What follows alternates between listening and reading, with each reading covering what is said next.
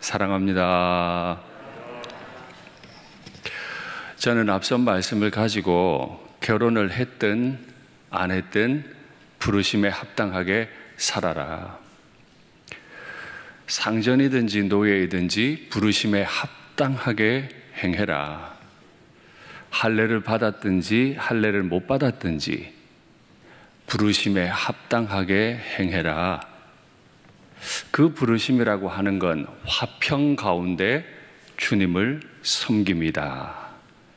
부부 생활에서도, 일터 생활에서도, 교회 생활에서도 주님 앞에 부르심 받은 대로 행한다는 뜻은 화평 가운데 주님을 섬기는 것입니다.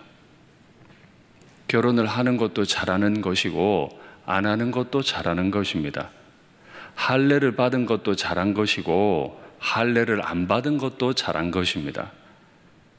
그러나 진짜 잘하는 것은 그의 삶이 화평한가 하는 것입니다. 이 말씀을 기준으로 다시 한번 상고해야 할 말이 있습니다. 그리스도인들은 예수님께서 영원히 속죄하셨기 때문에 그 몸으로 어떤 죄를 짓든 이미 다 용서받은 줄 믿습니다. 여기서 물러나시면 안 돼요. 예수님의 피가 용서할 죄가 있고 용서 못할 죄가 있는 게 아니라 어느 시점까지는 용서하시고 어느 시점에서는 용서 안 하시는 게 아니라 2000년 전에 흘리신 그리스도의 피는 영원한 제사이기 때문에 모든 죄는 사해졌어요. 그러니까 우리 마음에 분명히 한 가지 고백할 수 있는 게 모든 것이 내게 가하나 뭘 해도 난 괜찮아요. 그러나 기준 두 가지가 있다 그랬죠? 모든 것이 유익한 것이 아니다. 내가 모든 것에 얽매이지 않겠다. 유익한가 아닌가, 얽매여 있는가 아닌가, 이 두 가지 기준은 그리스도인들이 철칙으로 지켜야 합니다. 이 기준으로 볼 때 장가를 가는 것도 죄가 아니고 장가를 안 가는 것도 죄가 아니고, 그러나 오늘 굳이 결혼, 이혼, 재혼 이런 문제들을 다루는 이유는 결혼하게 되면 고난이 많기 때문이에요. 우리는 무엇인지 알지 못하지만 아마 고린도 교회가 당면해 있는 임박한 환난이 있었나 봐요. 또 임박한 환난이 아니라 하더라도 모든 그리스도인들은 심판장 되신 예수님께서 재림하실 것을 기다리고 있습니다. 그 재림의 때를 기다리는 우리의 삶의 방식으로는 결혼하는 것은 매우 고달플 수 있다는 거예요. 주님만 부지런히 섬기는 것도 힘이 든데 결혼하면 남편이든 아내든 섬겨야 하고 자녀들도 그 사이에서 태어나면 또 섬겨야 하니까 마음이 나누어질 것은 확실해요. 제가 누차 강조했습니다만 이 고난은 애들 먹여 살려야 되고 맞벌이 해야 되고 육아해야 되고 이런 어려움이 전혀 아니라 그랬습니다. 그런 어려움이 있기 때문에 결혼 안 하면 안 된다 그랬습니다. 그건 매우 이기적인 거예요. 그것 때문이 아니라 주님을 향하던 마음이, 주님 앞에 엎드려 기도하던 시간이 아내와 남편에게 자꾸 빼앗기고 내 마음에서 주님 생각이 자꾸 지워지니까 그래서 결혼 안 하는 것이 유익하다 했습니다. 그런데 결혼 안 하려고 하는 것도 은사가 있어야 한다. 기억하시죠? 결혼 안 하고 버티고 있는데 마음의 음욕이 자꾸 일어나면 차라리 결혼해라. 음욕 못 참는다. 차라리 결혼해라. 이게 지금까지 바울의 논리였습니다. 형제들아, 내가 이제 이 말을 하노니 그때가 단축하여진 고로. 정말 우리는 무슨 일이 있었는지 몰라요. 고린도 교회가 눈으로 분명히 볼 수 있는 임박한 환난의 시간이 단축했나 봐요. 그러니까 이때 그 교회를 너무 사랑했던 사도 바울은 경고를 주는 거예요. 그 경고는 처음에 말씀드린 것처럼 모든 믿음의 사람들에게도 동일하게 적용되는 것입니다. 그래서 우리는 이렇게 생각하면 됩니다. 재림의 때를 기다리는 그리스도인들은 어떤 생각을 하며 살아야 하는가? 기준이 있다고 생각하는데 오늘 본문을 가지고 그 기준을 한번 확인하시겠습니다. 첫 번째, 안에 있는 자들은 없는 자 같이 해라. 두 번째, 우는 자들은 울지 않는 자 같이 해라. 세 번째, 기쁜 자들은 기쁘지 않은 자 같이 해라. 네 번째, 매매하는 자들은 없는 자 같이 하고, 다섯 번째, 세상 물건을 쓰는 자들은 다 쓰지 못하는 자 같이 해라. 매이지 말란 얘기입니다. 그러면 이 매이지 말라는 이야기를 오늘 본문에서 사도 바울이 어떻게 개진하냐 하면, 네가 아내에게 매였느냐? 라고 서리법으로 물어요. 그럼 우린 대답해야 돼요. 네, 저는 아내에게 매였습니다. 그러면 노이기를 구하지 말고, 주님 더 잘 섬기려면 이혼을 해야 하나? 이런 생각하지 말라는 거예요. 네가 아내에게서 놓였느냐? 아내를 구하지 말라. 사도 바울의 관심은 결혼 생활 그 자체에 있는 게 아니라 아내가 있든 아내가 없든 그 자신이 정말 주님 앞에 집중하고 있는가 하는 것입니다. 그러면 지난번에도 확인했지만 성경적 가치는 결혼을 지지합니까? 지지하지 않습니까? 사랑하는 내 아들, 내 딸은 결혼시켜요? 말아요? 보편적으로, 일반적으로 결혼은 하나님의 뜻입니다. 오해가 있으시면 안 돼요. 결혼은 하나님의 뜻이에요. 그러면 그 결혼에 대한 하나님의 뜻을 다시 한번 확인하겠습니다. 여호와 하나님이 이르시되 사람이 혼자 사는 것이 좋지 아니하니 분명히 하나님은 혼자가 아니라 둘이 좋겠다. 왜요? 목표가 있어요. 내가 그를 위하여 돕는 배필을 지으리라. 한 사람이 아니고 둘이 되어서 서로 도우면 좋은 일이 있겠구나. 그 도와서 잘 해야 할 일은 생육하고 번성하고 충만하고 정복하고 다스리라. 이 5가지 동사 명령이라 그랬어요. 이 5가지 일을 함에 있어 혼자는 부족하니까 부부를 이루어서 서로 잘 도와라. 그러니까 구약성경, 신약성경 충돌하지 않아요. 결혼했든 안 했든 주를 잘 섬기는 게 목표. 결혼했어도 주를 연합해서 주를 잘 섬기는 게 목표. 그러면 그렇게 주님 앞에 결혼한 사람이 교회를 섬길 때 가정이 어떤 기준이 되는지, 가정이 어떤 힘을 주는지도 신약 성경이 설명해요. 집사들은 한 아내의 남편이 되라고 명령했어요. 교회에서 섬기는 자가 되려면 그는 한 아내의 남편이라야 해요. 바울은 지금 충돌하는 얘기를 하는 게 아니에요. 기준 자체는 주님을 위하여다. 아내가 있더라도 없는 것처럼 아내에겐 너무 매이지 말고 주님께 집중해라. 그러면 그 아내도 동일하게 도우며 주님께 집중하겠지요. 바로 그렇게 집사들은 한 아내의 남편이 되어 자녀와 자기 집을 잘 다스리는 자일지니. 여기서 자기 자녀와 자기 집을 잘 다스린다는 건 무조건 저녁 예배 드리고 무조건 성경 공부만 하면 잘 다스리는 겁니까? 아닐 겁니다. 성경을 가르치고 성경 말씀을 나누고 자기 전에 기도하고 죄를 고백할 줄 알고 그 토대 위에 인격적인 훈련들을 쌓아가고 전문성을 쌓아갈 수 있도록 아빠 엄마가 믿음으로 격려하고 돕는 일이겠지요. 그렇게 집사의 직분을 잘한 자들은 가정을 잘 다스리고 그 방식으로 교회를 잘 섬겼던 그 사람들에게는 아름다운 지위와 그리스도 예수 안에 있는 믿음의 큰 담력을 얻느니라. 정말 성경에는 없는 게 없어요. 성경에는 없는 게 없어요. 주님으로부터 직분을 받았습니다. 이 직분을 감당하기 위해 두려운 마음으로 주를 섬기는 마음으로 남편과 아내가 연합해서 직분을 감당하려고 노력해야 합니다. 교회의 직분 잘 감당한다는 뜻은 가정을 잘 다스리는 뜻이 되기도 해요.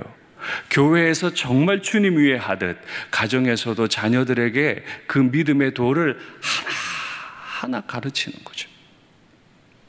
교회에서 주일학교 집사님, 선생님으로 섬기는데 집에 가서는 애들에게 말씀을 나누지 않아요. 교회에서 이런저런 봉사는 많이 하는데 집에 가서 아이들에게 복음을 나누질 않아요. 교회에서는 훌륭한 분이라고 인정받는데 집에 가서는 자녀들이 신앙생활을 안 해요. 잘못 다스린 거예요.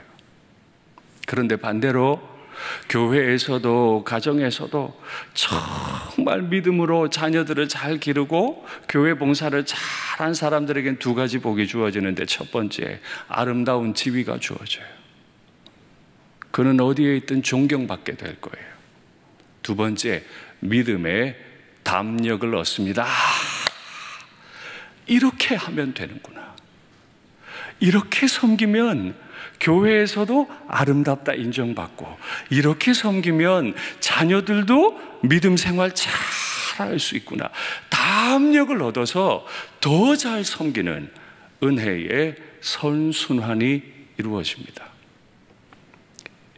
그렇게 자녀들이 믿음 가운데 믿음의 부모님 따라 잘 자라면 그 자녀들은 또다시 아름다운 가정을 이루고 또 아름다운 일꾼이 될 거예요. 믿음의 명문가는 바로 그렇게 이루어지죠. 그러면 여기서 두 가지 질문을 할 수 있어요. 마음으로 대답해 보세요. 나 자신은 교회에서 존경받는 사람입니까? 직분은 받았는데 아름다운 지위도 함께 가지고 있습니까? 두 번째 질문입니다. 교회에서 직분은 받았는데 가정에서 정말 아름다운 지위를 가지고 계십니까? 그냥 아빠고 그냥 엄마고가 아니라 내 아빠, 내 엄마처럼 난 신앙생활 할 겁니다. 우리 아빠, 우리 엄마 같이 예수님 잘 믿는 분은 없는 것 같아요. 이 두 개 밸런스 깨지면 안 됩니다. 가정에서는 아기한테 매여가지고 하루 종일 아기한테 부들부들. 그런데 교회 봉사를 안 하거나 교회 봉사는 열심히 하는데 가정에서 아이들에게 믿음의 선한 열매를 맺지 못하고 있다면 우린 회개할 게 많아도 너무 많아요. 잘못 가고 있는 거예요. 엎드려야 될 일이 너무 많은 거죠. 자녀들만의 문제가 아닙니다. 저는 끊임없이 부모님의 노후에 대한 관심에 대해 계속 얘기했습니다. 사람의 본성은 내가 남들을 위해 더 수고하는 걸 싫어합니다. 그러니까 사람의 본성은 부모님을 위해 애쓰려 하지 않습니다. 부모님을 위해 애쓰는 시간과 재정을 들여서 차라리 내 본성 따라 내 새끼들한테 더 애쓰죠. 그것이 사실일 겁니다. 그렇기 때문에 성경은 전혀 다른 명령을 하세요. 자녀들에게 잘해라, 그러면 네가 잘되고 장수하리라, 이런 계명은 없습니다. 부모를 공경해라, 그러면 네가 잘 될 거다. 왜요? 공경 안 하는 게 본성이니까. 먹고 살기 바쁜데, 자식 새끼들 기르기 바쁜데, 연로하신 부모님, 살 만큼 사신 분들, 알아서 살아가시는 분들 공경할 거 뭐 있어요? 우리 본성이 자꾸 그런다는 거예요. 계명 확인하시죠. 모세는 내 부모를 공경하라 하고 또 아버지나 어머니를 모욕하는 자는 죽임을 당하리라. 아버지나 어머니를 모욕하면 그는 죽여버려야 돼요. 그런데 이 계명을 비틀어요. 너희는 이르되 사람이 아버지에게나 어머니에게나 말하기를 내가 드려 유익하게 할 것, 내가 내 부모님께 드려서 부모님이 노후가 유익해져, 부모님의 노후가 기름져, 부모님이 남은 인생에 대한 염려를 안 해도 돼. 내 자식이 너무 날 유익하게 잘 받들고 있으니까. 그렇게 할 재정입니다. 그렇게 할 재정이 고르반 하나님께로 드려졌기 때문에 부모님께 드릴 게 없습니다. 이게 재정만이겠어요? 내가 주의 일에 힘쓰느라고 부모님 찾아뵐 시간이 없습니다. 내가 교회 봉사하느라고 부모님 찾아뵐 시간이 없습니다. 된다, 안 된다? 안 된다. 안 된다. 우리가 자꾸 그렇게 실패해요. 자꾸 치우쳐요. 자식한테 치우쳐서 직분 감당 못하는 경우도 있고, 교회 말하지만 정작 내 자식 믿음으로 기르지 못한 수도 있고, 주님 일 위해 애쓴다고 말은 하지만 정작 부모님께는 내 재정과 시간과 정서적 평안을 드리지 못할 때도 있고. 근데 예수님은 더 무서운 말씀을 하세요. 말씀 확인하시죠. 자기 아버지나 어머니에게 다시 아무것도 하여 드리기를 허락하지 아니하여 하나님께 다 드려서 나는 부모님께 할 게 없어요 라고 하면서 너희가 전한 전통으로 하나님의 말씀을 폐하며. 여기서 잠깐 멈추셔야 돼요. 우린 그런 전통 없는데요? 아니고 가정생활 전반을 돌아보세요. 여기 계신 모든 직분자들 가정생활 전반을 돌아보세요. 교회 일은 열심히 했는데 내 부모님이 나 때문에 믿음의 담력을 얻으셨습니까? 내가 기도했더니 하나님이 이렇게 응답하셨구나. 내가 직분자일 경우 내 믿음 생활을 통해, 내 교회 생활을 통해 내 자녀들이 그렇구나, 우리 아빠 엄마처럼 신앙생활하면 되는구나, 이 길에 대한 담력을 얻고 있습니까? 그냥 내가 교회 열심히 와 있고 직분 생활하는 게 전부가 아니라는 거예요. 그런데 문제가 더 있어요. 이게 무서워요. 그 전통으로 하나님의 말씀을 폐해버려요. 우리 그렇게 합니다. 교회 생활하면서 내가 원하는 방식대로 하기 위해 형제를 사랑해라. 사랑을 멈춰요. 얼마든 형제 마음 아프게 말해버려요. 내 교회, 내 전통, 내 습관으로 사람들 마음 아프게 하는 건 하나님 앞에서 큰 죄예요. 근데 그 다음 보세요. 이 같은 일을 많이. 얼마나 무서운 말이에요. 부모님께 드려야 할 시간, 부모님께 드려야 할 재정, 부모님께 드려야 할 정서적인 위로를 안 드리고 나는 교회 생활 열심히 했습니다. 그렇게 말하는 바로 그 방식이 이 같은 일을 많이 만들어냅니다. 제가 아주 무섭게 말하면 부모님께 하는 행동이 그 사람의 삶의 가치요 체계입니다. 연약하신 분, 그렇게 내 도움이 필요 없어 보이는 분, 내 본성에 반대되는 분, 그분에게 내가 하는 행동이 이 같은 일을 많이 만들어낼 겁니다. 정말 성경에는 없는 게 없어요. 우리 본성을 너무 잘 알아. 진짜 내 본성을 너무 잘 알아.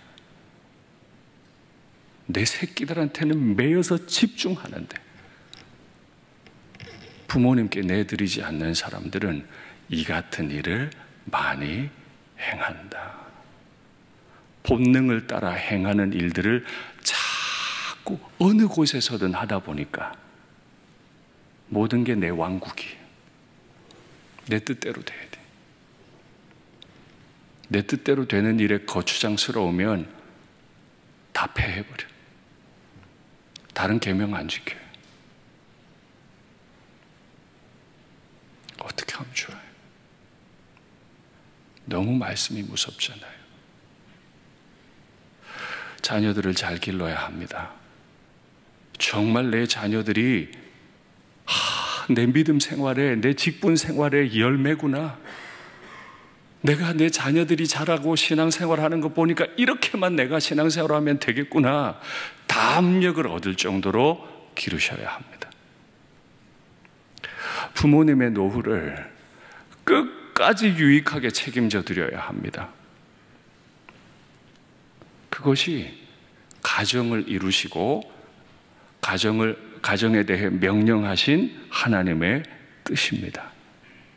생육하고 번성하고 충만하고 정복하고 다스리고, 그게 우리가 살아가는 모든 것이 가하나 모든 걸 유익하게 행동하는 방법이죠. 36절부터 38절까지는 꽤 이해하기가 어려운 말들을 합니다. 누가 가만히 생각하니까 내가 약혼녀에 대해 행한 행동이 합당하지 않구나, 갑자기 이렇게 여겨지는 거예요. 아직 결혼한 건 아니에요. 약혼한 상태인데 이 약혼녀에 대해 내 행동이 옳지 않다라는 생각이 들었거든. 빨리 결혼해라, 이런 말이거든요. 근데 이 번역이 문제가 조금 있어요. 여러분 가지신 성경에 거기 보면 괄호 1 해가지고 밑에 보면 처녀 딸 이렇게 되어 있기도 합니다. 실제로 그렇습니다. 이 누가라고 하는 부정대명사는 도대체 누구를 가리키는 건지 정확하지 않은데요. 누가라고 했으니까 그러면 이 누가에 대한 그대로 일치하고 받는 동사가 중요한데 36절과 38절 동사가 결혼이라고 하는 동사가 두 개가 나오는데 두 개가 종류가 달라요. 하나는 결혼하다라는 뜻이고 하나는 결혼시킨다는 뜻이에요. 그러니까 이게 약혼녀를 가진 남자가 결혼하는 문제인지 결혼하지 않은 딸을 가진 아빠가 결혼 딸을 약혼자에게 내주는 문제인지 번역이 참 어려워요. 그래서 제가 굳이 왜 금요기도회 때 이 말씀을 드리냐 하면 우리가 과거에 읽었던 개역 한글 성경과 지금 읽고 있는 개역 개정이 번역이 바뀌었어요. 지금 많이 영어 성경 읽으실 때 NIV 성경을 읽는데 그 NIV 성경과 직역을 하고 있는 NASB 성경 번역이 완전히 다릅니다. 성경이 잘못된 게 아니고 부정대명사와 동사 두 개를 어떻게 연결해야 될지 우리가 잘 모르는 거예요. 그래서 그 말씀을 드리려고 이 말을 올리는 겁니다. 번역 확인하시겠습니다. 누가 자기의 처녀 딸에 대한 일이 이치에 합당치 못한 줄로 생각할 때, 이게 과거에 우리가 쓰던 개역 한글의 번역이거든요. 처녀 딸이라 그랬죠? 자, 지금 우리가 쓰고 있는 개역 개정입니다. 그러므로 만일 누가 자기의 약혼녀에 대한 행동이 합당하지 못한 줄로 생각할 때 처녀 딸이 갑자기 자기 약혼녀로 바뀌었어요. 그러면 번역 잘못됐다 생각할 수 있죠. 지난 시간에도 제가 말씀드렸잖아요. 내가 주님께 받은 계명은 아니다. 이게 어떤 의미냐, 괄호가 어떤 의미냐 다 설명드렸습니다. 이제 영어 번역 보시죠. 자, 먼저는 직역 성경인 NASB입니다. 어떤 사람, 그리고 두 번째 줄에 보면 virgin daughter라고 했습니다. 처녀 딸입니다. 그러니까 NASB는 그 누가가 누구예요? 아직 시집가지 않은 딸을 가지고 있는 아빠 이야기일 것이고, NIV라고 하는 번역을 보면 그냥 the virgin입니다. 결혼하지 않은 여자예요. 그러니까 누가는 누구죠? 그 결혼하지 않은 여자와 인게이지한, 약혼한 남자다. 이렇게 번역할 수 있습니다. 예, 담임 목사가 되게 복잡한 얘기하죠. 근데 어떻게 해요? 우리 일산교 교우들 실력이 좋으셔서 여러 번역도 보고 계시고 영어 번역도 여러 개를 보시기 때문에 서로 다른 이야기가 나오면 궁금해 하실 것 같아서 얘기해 드립니다. 그런데 이게 목적은 아니에요. 어찌됐든 관계없어요. 제가 말로 해볼게요. 누가 자기 딸이 있는데 약혼을 했는데 아직 약혼 안 시키고 있니? 근데 그게 갑자기 마음에 걸리거든. 빨리 결혼을 시켜. 그런데 결혼 안 시키는 게 더 좋은 거야. 만일 어떤 남자가 약혼을 했는데 결혼을 안 하고 있니? 그것 때문에 갑자기 마음에 어떤 눌림이 있어? 그럼 빨리 결혼해. 그런데 결혼 안 하는 게 좋아. 바울은 7장에서 시종이 일관 얘기해요. 결혼하는 게 좋다? 안 하는 게 좋다? 안 하는 게 좋다. 왜요? 육아가 힘드니까? 자녀 교육비 많이 드니까? 아니고, 그렇게 안 하는 거는 하나님 앞에 큰 죄가 되고, 그건 아니고 주님께 집중해서 섬기는 일에 마음이 나누어지니까 그런 얘기입니다. 다시 정리합니다. 모든 그리스도인들은 결혼하는 것이 하나님의 뜻입니다. 그런데 하나님이 독신의 은사를 주셨거든. 그 은사대로 주님께만 집중해서 한평생 자신을 주님 앞에 올려드리는 복된 삶을 살다가 주님 앞에 이르시면 됩니다. 이제 39절입니다. 이 39절은 우리에게 참 재미있는 많은 그 내용들을 전해주고 있습니다. 지금 사도 바울은 계속해서 결혼 이야기를 하는 중에 이혼을 어떻게 할 거냐, 재혼을 어떻게 할 거냐, 지금 보셨지만 아직 약혼 중에 있는 사람이 어떻게 하면 좋겠냐 하는 건데, 이제 아마도 이혼이든 사별이든 아마 성경에서는 사별로 이해하는 것으로 저는 알고 있는데, 남편이 있으면 반드시 그 아내는 남편에게 매여 있습니다. 남편이 살 동안에는요. 다른 꿈 꾸면 안 됩니다. 그렇죠? 아내가 있는데 다른 꿈 꾸면 안 돼요. 반드시 매이는 것이 하나님의 뜻입니다. 그 남편이, 그 아내가 좀 못나도 인게이지 했고 결혼했잖아요. 약속했고 결혼했기 때문에 반드시 매여 있어야 합니다. 거기에서 탈출을 시도하면 안 돼요. 그런데 남편이나 아내가 죽으면 사별하게 되겠죠? 그러면 나를 메고 있는 남편이 없기 때문에 자유로워져요. 그러면 자기의 뜻대로 시집 갈 것이나 다만 주 안에서만 할지니라. 지난주에도 말씀드렸고 이번에도 말씀을 드립니다. 초혼을 하든 재혼을 하든 혼인을 하는 것은 죄가 아닙니다. 보편적인 그리스도인들에게 다 추천할 수 있는 내용입니다. 그러나 초혼을 하든 재혼을 하든 반드시 그리스도인에게는 한 가지 명확한 기준이 있습니다. 그게 뭐라고요? 주 안에서만. 할렐루야. 양보가 없어야 돼요. 여기서 양보가 없어야 돼요. 근데 부모님들이 믿음이 없으면 자꾸 마음에 좁아집니다. 빨리 보내야 되는데, 빨리 보내야 되는데. 저는 말씀드렸습니다만 저희 부친께서 믿지 않은 채로 결혼하셔서 장로님까지 됐으니까 이건 지극한 주의 은혜입니다. 그러나 거기까지는 아무나 갈 수 있는 건 아니에요. 거의 선교사적인 헌신을 요구합니다. 그러니 아예 마음을 정하세요.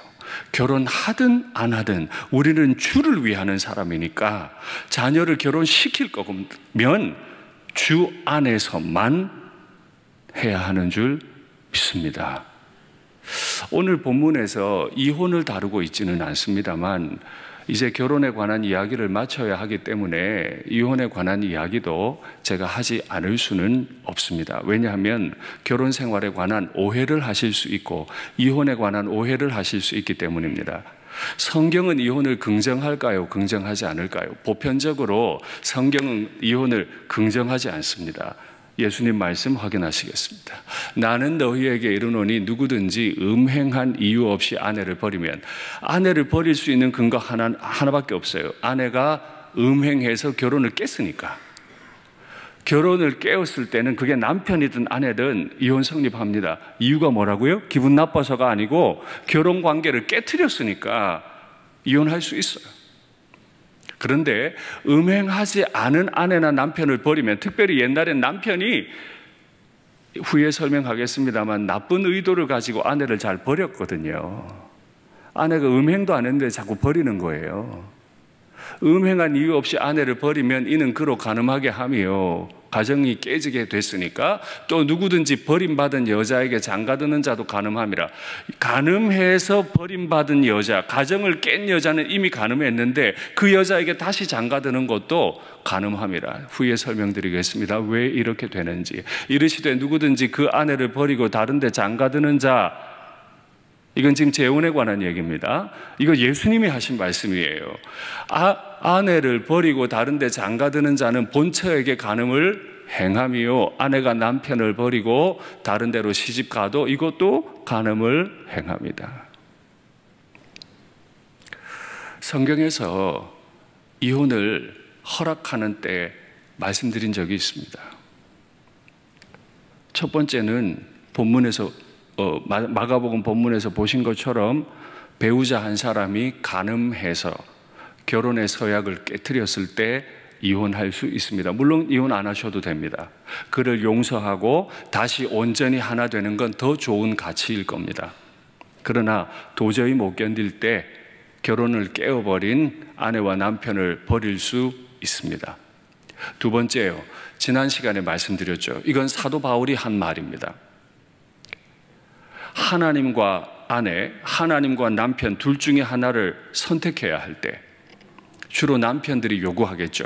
안 믿는 남편들이 아내에게 요구합니다. 하나님이냐 나냐 선택해라. 나를 선택하면 넌 살 거고 하나님 선택하면 넌 죽어.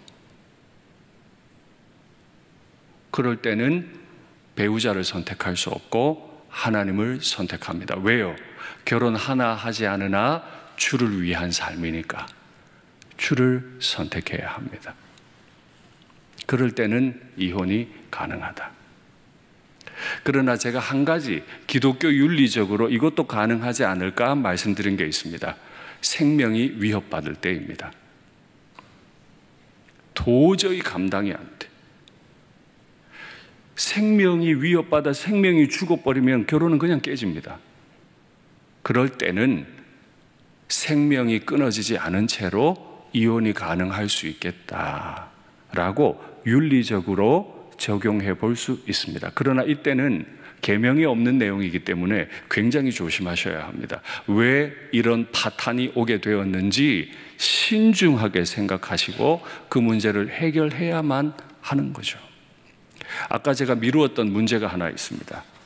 왜 사람들이, 특별히 2000년 전에 이 못된 남자들이 왜 아내를 두고 자꾸 이혼하려고 하는가? 첫째, 더 매력적인 아내를 얻기 위해서였습니다. 헬라인들은 말할 것도 없고 유대인들은 더더욱 그랬습니다. 유대인들도 그랬습니다. 아내한테 어떻게든 시비거리를 걸어서 모세의 법 따라 증서만 써주면 되는 것 아니냐. 그래서 실제로 있었던 규정이죠. 아내가 밥을 태우면 이혼할 수 있다. 랍비들이 써놓은 규정이 전통이에요. 전통이라는 게 얼마나 이기적이고 초라한지요. 아내가 밥 태우면 이혼해도 됩니까? 아내가 밥을 태우면 증서를 써줘라. 이게 모세 명령이다. 모세의 의도는 그게 아니었죠.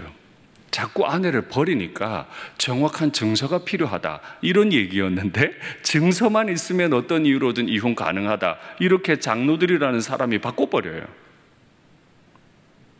매력적인 여자가 생기면 집에 들어가 가지고 막 꼬치꼬치 이유를 만들어내 가지고 증서 딱 쓰고 아내 버리고 매력적인 여자한테 장가드는 것, 이게 첫 번째 이혼의 의도. 두 번째 의도는 결혼 지참금입니다. 여자가 시집 올 때 지참금을 가져와야 돼요.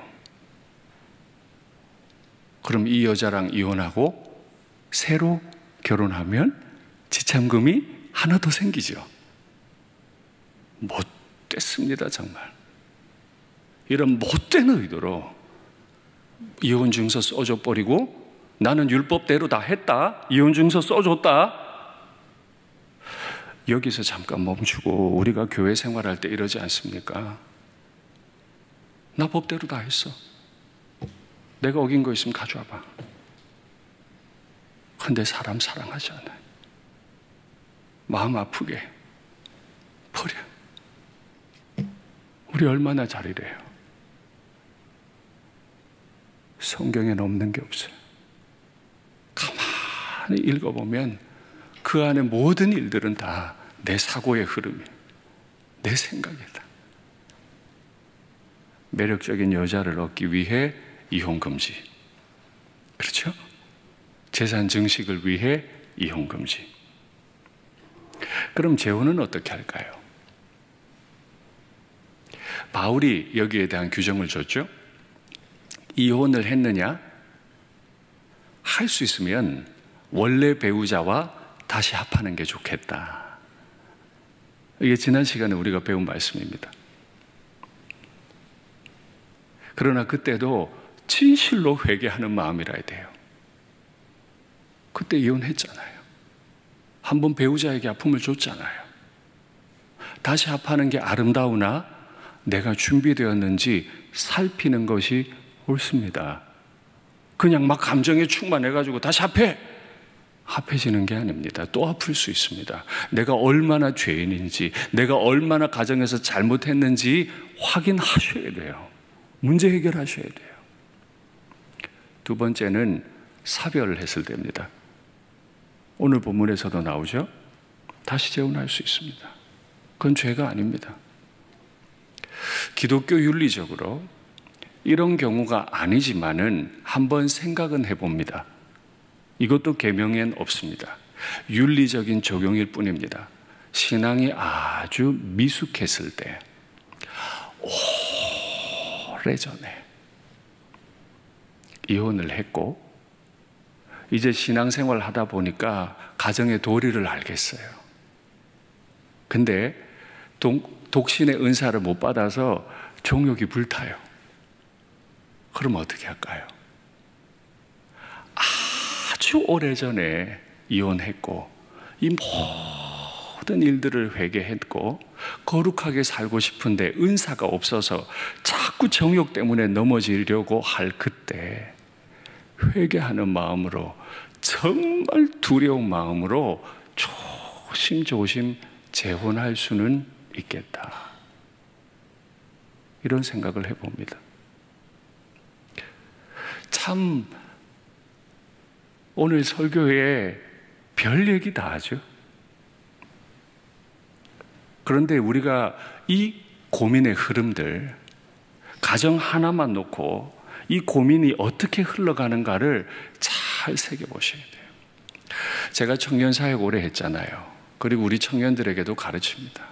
뭐 많이 가르칠 기회는 없습니다만은 한 공동체에서 연애를 했습니다. 연애를 시키려고 하면 되게 부담스러워하죠. 깨지면 어떡해? 맞습니다. 한 공동체 안에서 연애하다가 깨지면 되게 불편합니다. 그러니까 연애 잘 안 하려고 그래요. 연애하다 깨졌어요. 근데 빨리 결혼하고 싶어요. 어떻게 하죠?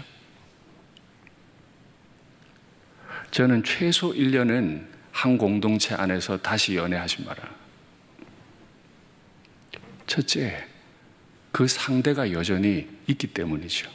둘째, 깨질 수밖에 없었던 이유가 내 안에 있다면 그 문제 해결했느냐? 그 문제 해결했습니까? 되게 중요한 문제 아니에요? 그래서 연애하다가 깨지는 사람 자꾸 깨져요. 왜요? 자신을 깊이 돌아보고 성찰하지 않기 때문에, 회개할 기회가 없기 때문에. 그래서 저는 청년들에게 권해요. 적어도 1년은 지나서 연애해라. 그게 상대에 대한 예의고 나 자신을 돌아보고 정결해질 수 있는 길이다. 그래야 다음에 연애할 때 실패하지 않을 확률이 높다. 지금까지 제가 말씀해 드린 이 모든 것의 결론 혹은 목표가 하나 있습니다. 그게 오늘 말씀의 제목입니다. 말씀 확인하시죠. 내가 이것을 말하면, 이렇게 따분하고 이렇게 꽉 막히게 말하면 너희의 유익을 위함이지 너희에게 올무를 놓아서 꼼짝도 못하게 하려는 게 아니다. 오직 너희로 하여금 이치에 합당하게 해서 주님께서 주신 계명과 그 계명을 가지고 현실에서 적용하며 살아야 할 이 모든 이치에 합당하게 해서 목표는 흐트러짐이 없이 주를 섬기게 하려 함이라. 아멘. 직분을 받으셨습니까? 안 받으셨습니까? 할례를 받으셨습니까? 안 받으셨습니까? 결혼을 하셨습니까? 안 하셨습니까? 자유인이십니까? 노예이십니까? 아무 관계 없습니다. 부르심에 합당하게 생활하십시오. 우리의 부르심은 화평한 가운데 주를 섬김입니다. 화평을 깨면 흐트러진 거예요. 화평을 깨지 않고 흐트러짐 없이 단정하게 주를 섬기는 우리가 되면 좋겠습니다. 말씀을 맺겠습니다. 우리는 결혼을 해도 주의 영광을 위해, 주의 영광을 위한다는 말은 부모님의 노후를 기름지게 자녀들을 믿음의 아름다운 열매로 아름답게 길러내는 것입니다. 결혼을 안 하면 내 모든 마음을 주님께로만 가져가서 내게 허락하신 날들 동안에 주님만 영광스럽게 만들어드리는, 그래서 사나 죽으나 결혼했으나 결혼하지 않았으나 주님께만 집중하는, 주님께만 영광 돌리는 우리의 날이 되면 좋겠습니다.